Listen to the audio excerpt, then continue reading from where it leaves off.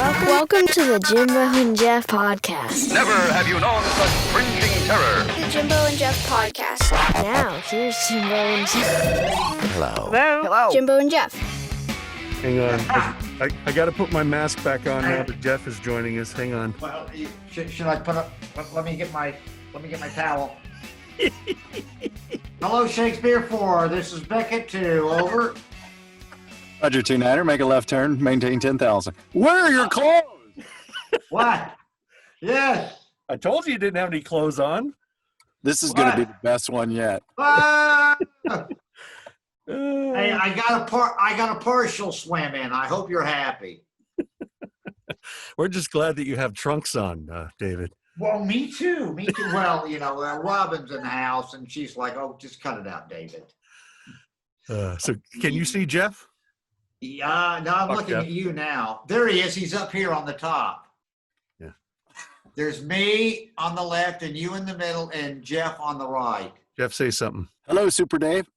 Oh, now, okay, when you speak, you come in. What are you drinking, young man? I'm drinking a cool beverage. An adult beverage? It is, no, it's not an adult beverage. It's Hawaiian Punch? It's Hawaiian Punch with some amino acids. It's with caffeine, no sugar. Oh, good. That's good. We get this is not it. It's something that I pour in here and caffeine. Does it make you feel better? It does. It you does. Think it would help me? Absolutely. Okay. I'll show you what it is when we're done. All right. Thank you. Yeah, you see, this earlobe, it's the only part that doesn't hurt. Understand. Yes. Well, Jeff, you look terrific. Thank you. You as well, my friend. You look well. Yeah, you look well in all the ways. So good. Well, thank you. And Jimbo, have we started? We've just been, kind of yapping, talking about life in general. We've been talking about Louisiana roads. Oh, the worst in the nation. I'm sorry. As soon as you cross the border. Yeah. I grew up kind of over there, and oh my goodness, they snubbed their nose at the federal government for so long. They never got any federal money for the roads. And then finally they changed their drinking age to 21. And then they started getting money because they wanted the Super Bowl at the Superdome in New Orleans. And that changed everything. Now everything's 21. And but the roads were absolutely horrible. Yes. Yeah, that's what we would say. We're saying as soon as you cross the border, immediately the roads completely deteriorated. Now whereabouts in Louisiana did you grow up? Were you around? Well, originally I was born in Port Arthur, Texas. Ah, lucky you. Exactly. Janis Joplin, Jimmy Johnson, those were the two people, but it's Beaumont, Port Arthur, Orange make up the Golden Triangle. The Golden Triangle. And I actually, when I was 7 years old, we moved to Port Neches, which is between Beaumont, Port Arthur, Port Neches, Nederland. Right. And I went to Nederland schools, and then in '84, Sayo freaking Nara, and I was out of there. So yeah. Abandoned ship. And then I came to the promised land, the hill country. Oh, good for you. Yes. What about yourself? Now, Dave, why don't you tell us, first of all, thanks for joining us. We really appreciate it. Thank you for thinking of me and offering me this ability to get outside of the cave. Well, I will tell a quick story. Please do. Jimbo and I are big fans of, we could probably say it verbatim, Dazed and Confused. We know the movie. We laugh. We've cut up. We've watched it. And to us, you are a fan. You are a star of that movie. I wish that they would. There are characters in that movie. Yes. You have the main characters, but you also have other characters in the movie. Oh yeah. That people gravitate toward. You were the liquor store clerk, but there was another guy that had kegs. You remember the guy selling the kegs for the party? And people are like, "Who's that guy?" It's been quite a while since I've seen it again, but the 20th anniversary, I think we had a nice big party at the Film Society, and that was a lot of fun. And seeing it again, it was really stunning at how good it was. It's just how good the whole thing was. And that, and recognizing people in there, and the ones that just had these terrific little parts. Well, that really made it. The quick story is, and then we want you to launch into it, but the quick story is, years ago, I mean, this is probably mid-90s. Yeah. I ran into you, and it's been so long, but I remember something possessed me to turn to you and say, here's some more money for your pocket. You were the one. And you, Dave, you showed me much kindness, and it was fantastic. And I was just so excited. So anyway, all right. So with that said, if you don't mind, Dave, we're going to start. Take us back. Tell us about David Blackwell, where you're from. Bring us up to speed, and we'll get to the movie. Retired old man. Oh, don't say that. I was not born a poor black child, but my son was. Mm. Service brat. Yeah, I was born. Dad returned home from World War II, and I was born 9 months and 5 seconds later. And it was a service brat. Had a wonderful childhood. We were we had great parents. We had great parents. I had 5 brothers and 2 sisters. I was number 2. Oh Lord. When they said, when mom was going on, poor mama. Anyway, no, she was good. But one of the doctors said, Miss Blackwell, y'all Catholic? And she said, no, Carolus Methodist. So we went, okay. So anyway, but we had a great childhood. We got to live out in the forest in Fort Lewis and Tacoma, Washington. As a child, I don't remember any of the rain. I don't remember any of the bad things. Your child memories. We had a really good snow one time, like a foot of snow. So we got to play in the snow, and there was a big little road that came down right behind where we lived. So we got to sled. I didn't know how to do that, and so we learned how to sled. And then I remember in the summer too, how being 8 years old, I was in like the 2nd or 3rd grade, and I can remember looking at it and just how ecstatically beautiful it was. And it was like, wow. And then we got transferred to Hawaii, and that was paradise. And we've all been bitter and angry ever since having to leave. Hawaii was just the greatest thing in the world. We lived right next door. We lived in town for a while. That was exciting. And we could go on and on forever about that. And then we lived right next door to Fort Kamehameha. Which was right next door to Pearl Harbor. So are your parents still with us? No, they're gone. Okay. They're gone. So, and then we moved again, and on and on. And then, then Dad retired, and he got a job in Amarillo, and it's like, oh, thanks a lot.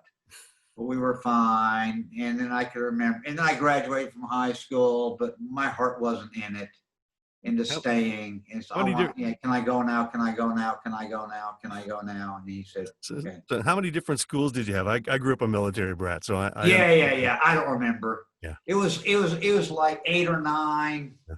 It was like 8 or 9 elementary schools, 1 junior high, and 1 high school. Yeah. So I lucked out on that. The younger ones that came after me, they had like 2 and 3 junior highs and high schools, Yeah.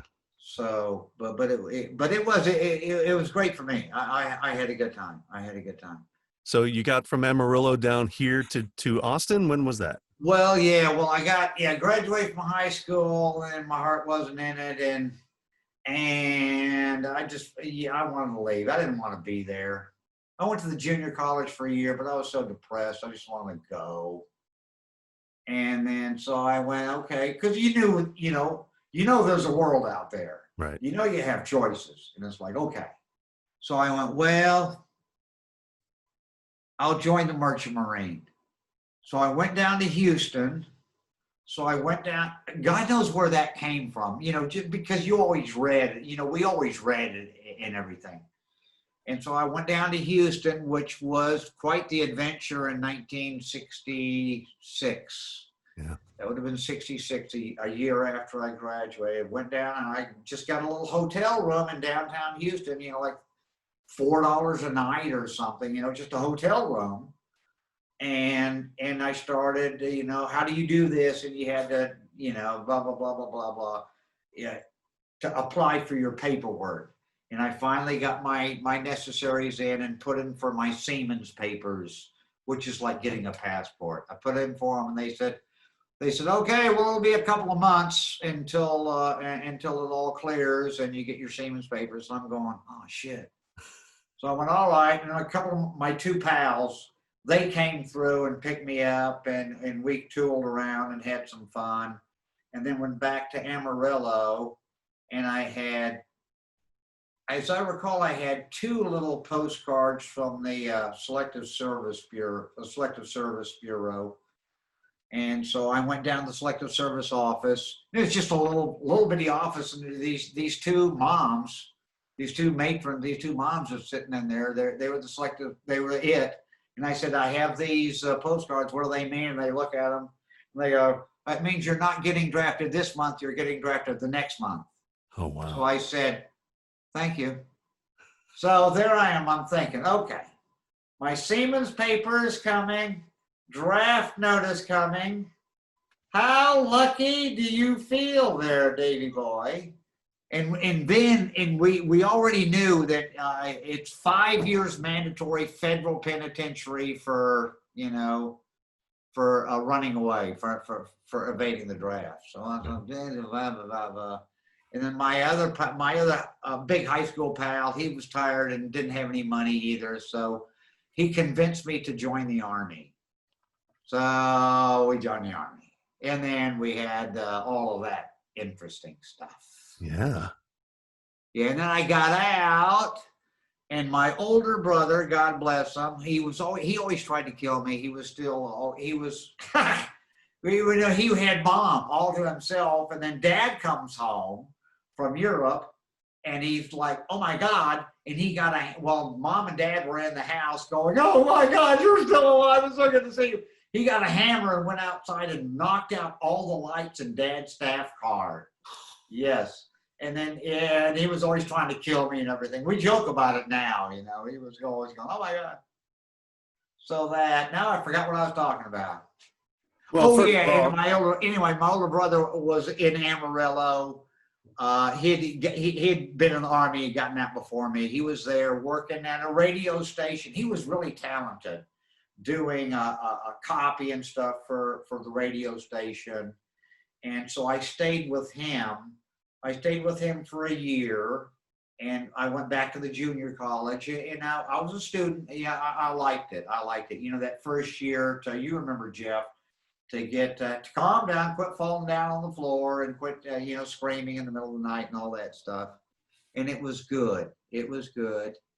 And then it was like, okay, I'm all right now. I made it through the first year, you remember. And then it was like, well, where do I go? And all the other kids said, move to Austin, move to Austin, move to Austin.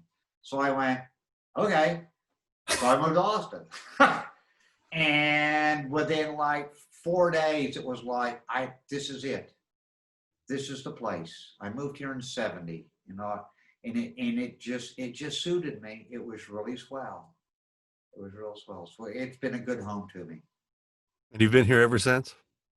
Pretty much. I took a couple of breaks. I'd been in Austin for another year or so. Now I was just, I was still just real restless. And blah, blah, blah. Anyway, and a friend helped me out, and I got a one-way ticket and went to Germany. A friend said, He said, yeah, you can go to the University of Munich Language School for Foreign Students on the GI Bill. You know, you learn German and then you can go. And he said, and he was saying, you can go. So I did. I got a one-way ticket. And took off. Dad thought that was just the greatest thing in the world. He's going, yeah, go. And I had a wonderful time there. I met people very early on. They were very kind and generous. They were film people, it turned out.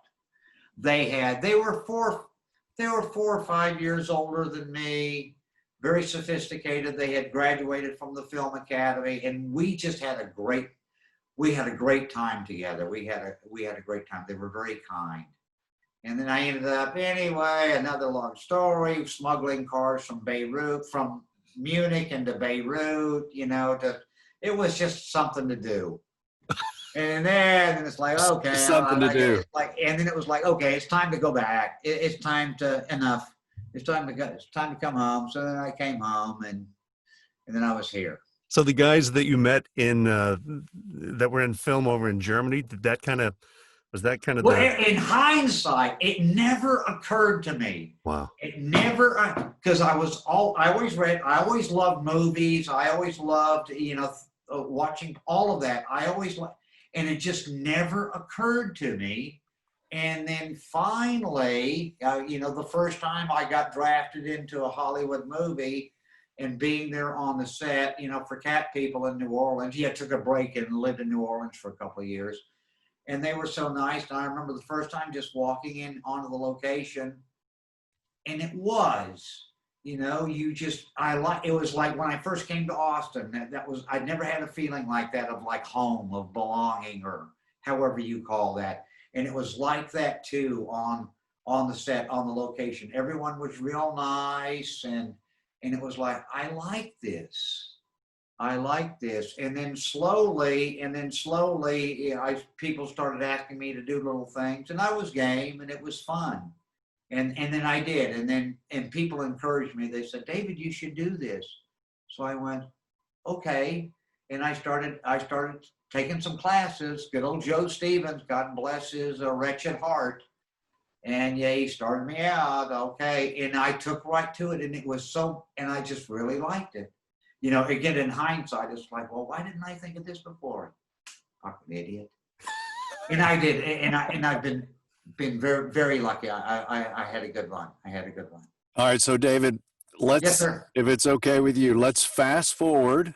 Sure. To when you got cast for Dazed and Confused. Tell us about that process. Also, just walk us through that whole series of shooting, and how many times did you shoot the liquor store scene, and who did you meet, and did you meet Matthew McConaughey and other people on the set? Just tell us all about that. All right, let's see. We'll go to the beginning. Okay, return from New Orleans. It was in New Orleans where I had it would have been called a featured extra part in Cat People, which was directed by Paul Schrader. I worked in the hotel where they were, and I had safety pins holding my glasses together, and he said, oh, you got to be in the movie. So I went, oh my God. Anyway, that was how I got in the movie. And then I was back in Austin, waiting tables at Les Amis Cafe. I know that doesn't mean anything to you young people, but there's a nice documentary out there. A famous cafe behind the Varsity Theater at 24th and San Antonio. I was working there, and the movie Cat People was playing at the Dolby Theater. Okay. And my part and anyway, I'm waiting tables, and people started coming by, Les Amis, and they would go, I saw you in the movie. You're in the movie. We saw you. And sure. And then finally I went and saw it. And that's right. The opening scene of me is just my face staring into the camera. And anyway, Richard saw that. And, because he lived right around there in the neighborhood. He had a place right there in this funny little house right next to Les Amis Cafe. So, you know, I was a public figure. He saw me there. And then later for Slacker, he asked me to read for a part. And I read for it, and I wasn't ready. I was game. I wasn't ready for it. I wasn't right for it. Of course, I had no idea what I was doing. And then that came out. And then what, 2 years later, he tracked me down. God bless him. He found me, and he said, David, I want you to read. I have a part that I want you to read. I'm doing another movie. I have a part I want you to read for, and it was a convenience store clerk. So I said, okay. And I didn't have an agent yet. So I said, okay. And anyway, they made an audition for me with the LA casting director who made the movie. He knew all the cast that he picked. He knew who they were. He knew who the young ones were to call in, and he was great. He was real kind. And I read for him, and he said, yeah, he's bored. And I go, yeah, we talked. He was real nice, very calm. And then I got the call and said, okay, you got the part. And I was going, oh my God, that what? And so I showed up. Do you know where it was filmed? At the Centennial. Yeah. Okay. At the Centennial Liquor Store. Which is no longer there, and they also no got longer rid of there. the sign. And they also got rid of the sign. Yeah. Across the street from Centennial was the Violet Crown Shopping Center, where Style Switch Barbecue is now. Across the street from Centennial, across the street going north, it was a little shopping center there. Yeah, on North Lamar. That's over there by. Yeah, it's on North Lamar. Okay, so we're right next to each other. In that little shopping center, that was the arcade where Wiley was playing there, and it was an older fella there. Said, "Here's $5. Go across the street to the convenience store and get a 6-pack of beer." Yeah. So they filmed that, and then Rick and everybody, they came across the street into Centennial, and it was me and Mary. Oh, that's right. Which is another story. That's right, yeah. Which is another story. We can go on about this for like 2.5 hours. Oh, we got plenty of time. So we're there. So we have to, he said, okay, this is a scene, and I had to fiddle with this bag and everything, and I was very awkward. I didn't know what it was all over the place, but everyone was very kind. And I shot my scene. There's Mary. She's pregnant. I'm selling her whiskey and cigarettes. And then Wiley comes in and she leaves, and it was like, see you tomorrow, Mary. But right. It's like, right. See her again. She's a regular. Yeah. And then there's Wiley, and then we did our scene, and then we did our, we had to do it like 4 or 5 times, because I would do little things, Was this a single over here? A single and camera shoot? That, and we got it out in 4 or 5, and Rick said, our favorite words, good, moving on. And then everybody went back across the street to the arcade, and that's the next scene was like when Matthew pulls up and makes Matthew happy, makes him famous. So they're over there filming that, but as Rick was leaving, he and Wiley, of course, leave, but Mary was still there. And Rick had a reel-to-reel tape recorder, sets it down. And he says, okay, now, David, you and Mary, I forget her name. I'll tell you about her in a minute. He said, okay, now you guys just come up with some dialogue while we film this other part over here. So they went across the street to the arcade to film Matthew, Wiley giving the beer, and then Matthew showing up and becoming famous, while Mary and I are sitting there going blah, blah, blah, blah, blah, blah. And that's when we came up with our lines, like it's it's important to eat a green thing, and I yeah, that stuff. And then Rick came back, and then it was over. So that was improvised. You and her. Yes, it was. He just said, "Yeah, just do it. Just do it." Oh my goodness! And it was. And so, just having life experiences of being an audience, a lifetime as an audience. So that worked out well. And yeah. So, and then it was done. And then it was done, thank you. And it was neat too. And because you could see Rick and, oh God, what was her name? His producer. Yeah, anyway, they were, because they were young. I think they're younger than me. They're like 15 years younger than me. And they're there and they were just, you can tell, they were just like, oh my God, this is a full bore Hollywood set with a full bore crew and everything. And they were just like, wow. What? Oh, here we go. I think we should watch it. What do you think? Amen. Sure. Eat a green thing every day and have lots of calcium. It's very important for young mothers to have lots of calcium. There you are. See you tomorrow night. Bye. See you tomorrow night. How you doing? Pretty good. How's it going? Be going a lot better when I get off in a couple of hours. Yeah, I hear that.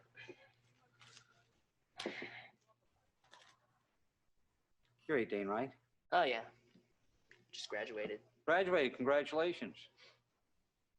So you off to college in the fall? I'm still not sure. I'm working right now for the city. Thinking of holding on to the job for a while. It's like, it's money in my pocket. I hear that. Here's some more money for your pocket. You have a nice night tonight. Okay, thanks. Hey, take it easy. More money for your pocket. There he is. Wow. That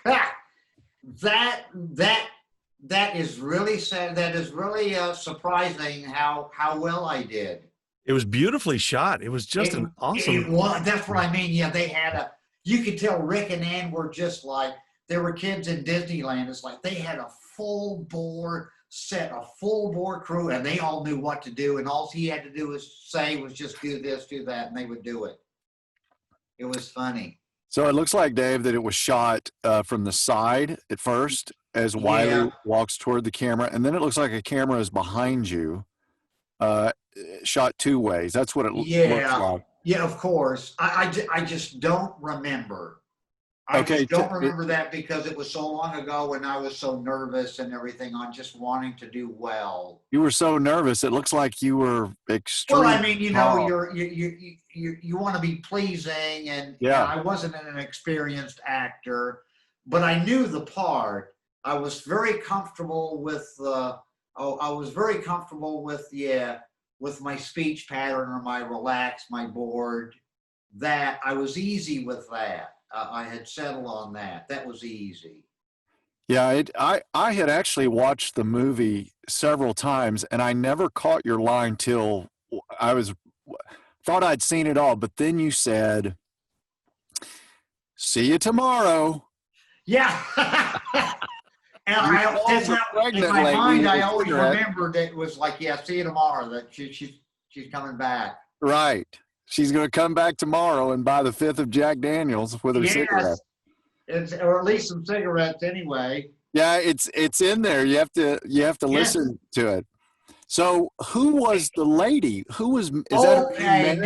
Later. It was later. One of the anniversary parties showings we had, which were great fun. Yeah. Anyway, and I was talking to Rick. And I was saying, Rick, I was always wondered about Mary. Whatever happened to her? Did she end up dying in the street, becoming a prostitute? Did she go into real estate and made a fortune, whatever? He goes, oh, no. And he goes, oh, no. He said, and the woman who played Mary was a school friend of Rick's. She said, yeah, that was so-and-so. Yeah, she was an old friend of mine. We knew each other. She was kind of in the business too. And she called on the phone and said, yeah, well, I'm coming through town. I want to stop by and say hi. What are you doing? And Rick said, I'm making a movie. Come on by and we'll put you in. Wow. So that was where Mary came from. He just, he was a friend and he just put her in there and he wrote it up. He just wrote that part right on the spot, put her in there. Yeah, we heard there's a lot of improvising, Hey. Yeah. Well, he was good. put it in there, and then I said, "Wow, God, that's really cool." Well, yeah. Oh, so Mary's in the business too, and he said, "Yeah, she was she was in the business, and a few years later, they were talking on the phone, and Mary said, Rick said, "How you doing?" And she said, "Well, I'm gonna be working in television." And Rick was kind of disappointed, it's like, "Oh, television, not movies." And she goes, "Yeah." And she says, "Yeah, I'm gonna be producing for this fellow's got a new TV show. Well, crap, I forgot his name now. John, no. What was the show? Oh no, it was a famous show. It's off the air now, John. I can't think of the name of the goddamn show. Yeah. But it was John. Well, he retired from that, and Noah somebody took over his show, and I can't think of the name of it. It was a contemporary talk show. Anyway, very famous. Yeah. Anyway, I'm going to be a producer for John, blah blah blah, for his TV show, which was like, oh my God, So she hit the jackpot. Wow. So she hit the jackpot. I'm so embarrassed. I can't remember the name of his show. You would know his name. Anyway, so it was very happy. So that was funny. That was funny. So Dave, tell us the fallout from that. Tell us when it hit. I think the movie came out in '93, I believe. Oh yeah, the movie came. Now look, the show business, the studios, like other movies, they had no idea what to do with this, and it played like here. It played at the Dolby, and I think it played for like a week or two, and then it was gone. It was just gone. It was not out there anymore. They did not know what the hell to do with it. And you'd have to look it up, however many, 2 to 4 years or so. And then the VHS tapes came out. And then it slowly became famous and a cult. But it was, the studios, it didn't play in theaters, like a couple of weeks, maybe a month or something. And then it was later when VHS tapes came out and it took off. Yeah. And of course, for me too, it didn't take long. And then it was astounding. Like you, Jeff, people have the entire movie memorized. They know all of the places and everything. And I was a waiter and everything for a long time, and it slowly, right after that, I slowly started getting work. I slowly became an actor and would get work, and everyone remembered it. And just being in public, people would come up and go, "Oh, yeah, say it again," or they would do it. And can I have your picture and stuff? And that was just so flattering. It was so flattering for me, and it was astounding too. You never know what's going to stick to the wall, and everybody just loved that movie. It was really something. It resonated with that generation. Yes. In so many ways. For instance, there's a scene in the movie where these kids are getting out of school, and then the soon-to-be seniors chase them, and they've got paddles on them. Yeah. When I was in school, we had the same sort of, except they caught us and shaved our heads. Huh. And they took the girls and they hazed the girls, and they put them through the car wash, and they poured mustard and mayonnaise all over them. I mean, it was, so that resonated. Wow. That resonated with so many people. It was, that movie, Dazed and Confused, and Fast Times at Ridgemont High, those are the two big coming of age, so to speak, movies, and we just resonated with that. And Dave, I just remember, you play that's a scene there where how many of us tried to go in and buy beer underage? Yes. Yeah. Yes. Yes. Yes. Because there's that scene where you look at Wiley, you kind of look over your glasses at him, and he looks straight at you. Yes. And he just lies through his teeth. Yeah. He And was you just great. play it off. In a sense, you kind of feel like he's lying, Yeah. but you just Don't it'll be care. better in a couple hours when I get off. Yeah, I'm out of here. Sure, fine. Sure. Yeah. And two, and I don't remember if it was that year or so, but there were a few years there where in Texas they dropped the drinking age down to 18. That's right. Yeah. Which was a total disaster. It was immediately, they were being killed in droves, car wrecks and just stupid drunken stuff. And then that's when the predators started coming out. And all the predators coming out because all the bars, and all these kids and meth and the predators came out. So it could have been, I was thinking too, later now, was that the time when it was 18 and it was okay? I think The movie didn't matter, you know. The movie because, was shot. He was bored. He would just sell it to him anyway. Well, Rick, my understanding was he grew up north of Houston, and he came up with these ideas. That's not far from where I grew up. Right. So we all kind of experience these similar challenges and issues that kids go through. And I heard he took his life experiences and he put it on film, and that's certainly one of them. Yeah. Yeah, that's amazing. So, he just did a great job. Yeah. He just really did he wrote all that and kept it alive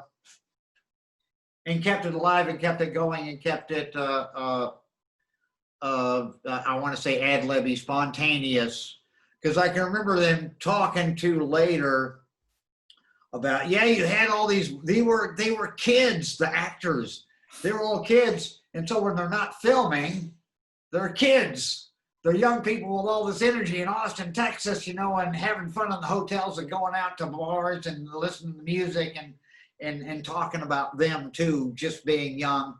And that kept them in, I want to say, in the energy and the spirit of it too. The other thing from that movie that really stands out to me is the soundtrack. All of the music that he licensed for that movie. Yeah.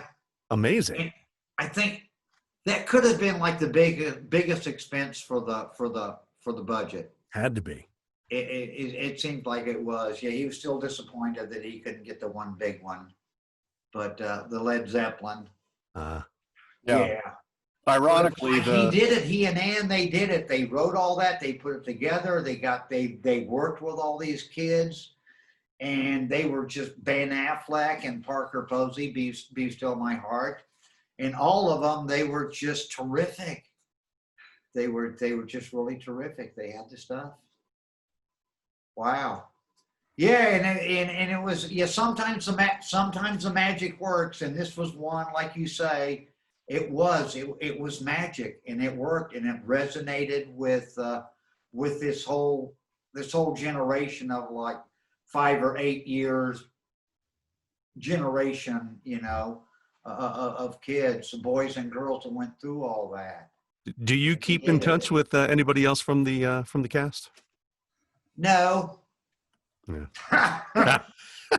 No, I don't know. I don't remember anyone else. I would have to look at it again. No, I don't remember. Yeah. Because we just did our little scene. Right. But then, of course, over the years, people would go, "Oh yeah, oh yeah, I saw you in that. Yeah, you were really good in that, or I really love that movie." Right. Sure. Well, what do you have coming up in the future? Nothing. I have you guys. I have you guys. That's I'm glad you got a covering on at least. That's good. Yeah, well, I'm starting to get a little cool in here with the fan on and stuff. So, Dave, okay. Nothing up her sleeve, but I always knew it was like, now wait a minute. Oh, I'm easing into my 70s now. Now wait a minute. I know there's a new chapter coming up here, even though I kind of retired. I did. I retired. I dropped my agent. I retired. That wasn't going anywhere. And things changed. And, I was too primitive and lazy to have to set up at home to be able to do this and send off for auditions. And then again too, and it's like, I read with Mona Lee a couple of times, and I read with some other folks and stuff, which is, of course, is great fun. But then you're thinking, it's like, Jesus, you know, I'm too old. I don't want to have to get it together, fly to Atlanta, blah, blah, blah, blah, blah, for, you know, 2 days work or something, which is what I would be getting, you know, which is what and it's like, nah, I don't want to do that. You know, I don't want to do that. I want to do all you guys here in town. Let's do stuff. Amen. Hey, Let's do stuff. But and I had been lucky for the longest time. I had a friend. Yeah, we would just get it together and just do things like this. Yeah, just get the camera and go do stuff. But you have failed to mention after that springboarded you. You did. Oh yeah, that started everything. Dennis Quaid. That started. It was after that. It was after that other people I knew started offering me little things to do. Say, oh, you do this. And I was game for it, and I did. And then it within just a couple of years, and then my friends were they were real bright too. And they were encouraging, and they said, David, you know, you should do this. You should do this. And so it was like, okay. And it's like, okay, I will. And I did. I dumb lucked into good old Joe Stevens and stuff. And I started learning. I started taking classes. I started taking classes in this class and that class, you know, the whole routine, all 900 classes with them and those and stuff. And I did. I started, this is back in the 90s. Hello, so I can remember what decade it was. But yeah, starting in the middle 90s, and there were all these people doing stuff. Oh God, Jesus, we did worse. Careening around in my car with a camera stuck on the outside of the car, and I'm actually driving through traffic, you know, working with the young people. With who is Rooster Teeth, the Rooster Teeth, Matt and Bernie, their first feature film. They were still students, I think. I got to play Death in the Grim Reaper in there. Yeah, all these people, Mark Mixon and Dan Brown and all these young guys, they were still in college. And they called me, they saw me, you know, so they'd call me in and do stuff. I was working. I was, it's like, hey, I was a working actor. I remember it didn't take long. It took a little while. And then I was okay. I was so fortunate, such good actors, and it was in classes, and between classes and always doing something. God, we did so much weird stuff. And I remember, one day someone said, what do you do? Of course, I was a waiter. Someone said, what do you do? And I said, I'm an actor. And it was okay. Yeah, that was real, you know. It was just this perfect little this perfect little window in time when I talked to Tone, so some of the others that grew up then too, I'll see them about, you know, and they'll go, oh yeah, Mr. Blackwell, yeah, I was a student and I was on the set of Snake Tales, when we did Snake Tales, when we did American Detective or something, you know, and there was this window in time there of like 10 years or so where the homegrown independent people were doing things, and a lot of short films and features. It was really something. It was really kind of magical and good. And that was where you had the time to get good. And then you could go to LA for a while and, you know, start taking meetings and stuff. But yeah, you could get good and have a resume and everything and be seen here. It was really terrific. I was very lucky. You would have loved it. Well, maybe if we get our incentives back, they'll start coming back and shooting features Oh here. God, amen to that. Damn it, that's right. Yeah. Well, David, we want to tell you though, it seems like as much as Austin has grown dramatically, that movie brings a smile to everybody's faces. Jimbo and I got here in '93 at the same time, and Okay. that seemed like the time when there was something magical about Austin. It just had It was the the timing. vibe. It was 20 years before and 25 years before, and but then it was this creative thing here going on. GSD&M was doing great. You had really bright people working there, so you had all this real bright creative and film and the theater scene was coming, and it was. It was really neat. And you had the Varsity, you had the Adobe. So you started we got to see foreign films and, as audience people, you got to see all these things out there. And it all went together. Good for you. Yeah. How old were you when you moved here in '93? That was,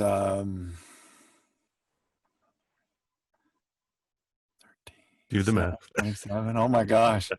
In my 30s. Oh, okay. Yeah, you'd already had a life. I was You had your young man, you had your adolescence and young man. I was late 20s, early 30s, somewhere there. Okay. Did you know you wanted to go to be in showbiz, be an actor?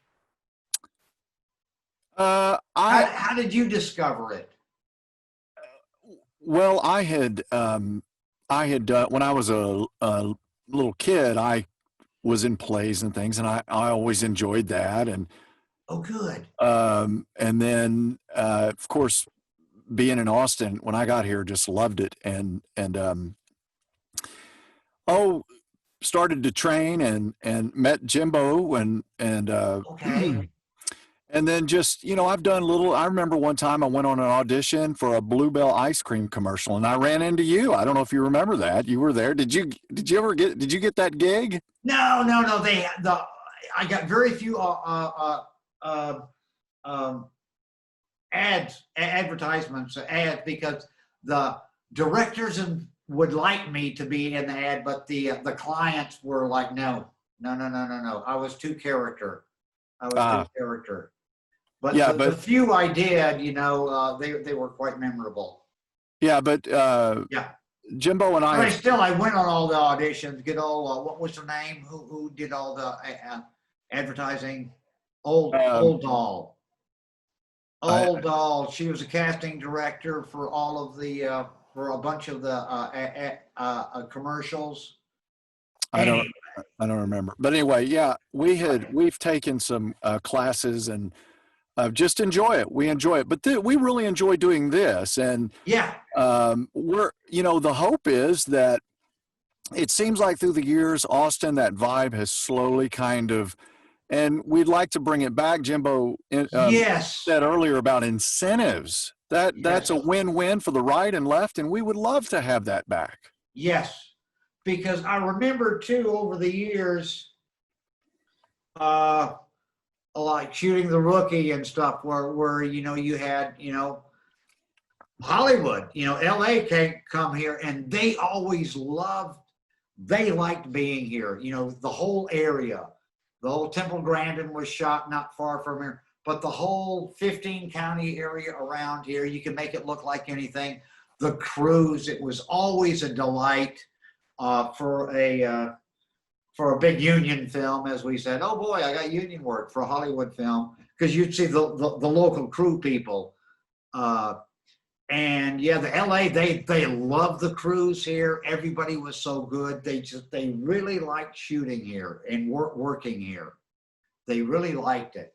And then when of course the incentives went away and things changed, and it was like no, but they liked it.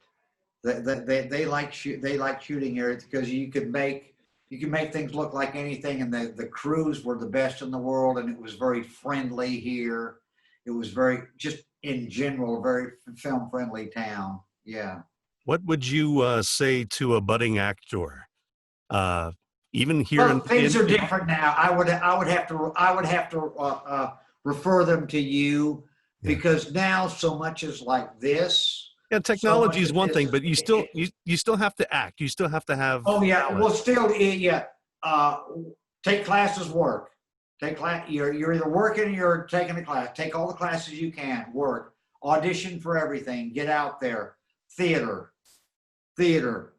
If you do all the theater you can get, you will learn. You'll be good, and people will notice you, and you will get invited. The big some of the more famous not movie stars, it's all they do, but the one Brian Dennehy and other people like that, they were stage actors. Yeah. That was their job. But if you saw them in a movie, if they were in a movie, I would always go and see them. Yeah. And pursue the craft. It's just such a kick in the head. It's just such a kick in the head. And when sometimes the magic works, and when you're flying, it's just the greatest thing in the world. Yeah, do it. Do it. Don't be shy. Get out there. I don't know how to end it on a better note than that, Jeffrey. What do you think? Yeah. Well said, my friend. Yeah, it's good. Yeah, I miss theater. I miss being able to go to the theater. God damn it. Yeah, that's gonna come back. Yeah, we had one good theater thing here a few years ago, and I had one of the two best parts, and it was a real kick in the head. That was a real kick in the head. Yeah, I was a bad guy, and the audience would go woo and stuff, and it was the secret joy was, you could tell out in the audience were some of your actor, film and theater actor, people that you just adored, and there they were watching you. You got to perform for them, and that was like the greatest thing. Well, Dave, all right. Can you send us off? Can you give us the famous line? She walks in, she's pregnant, she's smoking a cigarette in her fifth of something. Yeah. So can you send us off with the famous line? Mary, now it's very important for young pregnant women to have plenty of calcium and vitamins. So be sure and eat a green thing. See you tomorrow, Mary. See you, Dave. Thank you so much. Dave, we love you. Thank you so much for joining us. Thanks for having me. You just keep telling me what to do next. Well, we just did it. That's the beautiful thing. All right. I'm always available for more fun. Well, that's great. Tell your friends thank you so much for hooking you up and letting them use your place or their place. Oh, sure. All right. See you in Marble Falls, and we'll eat some Louisiana food. Definitely. It's really good. I should have saved some for you. All right. Next time. Dave, thank you so much. We appreciate it. everything. Oh, no. Thank you. We'll talk to you again. Be good. All right. See you. Okay. Bye. All right. Till next time. The Jimbo and Jeff Show. The Jimbo and Jeff Show.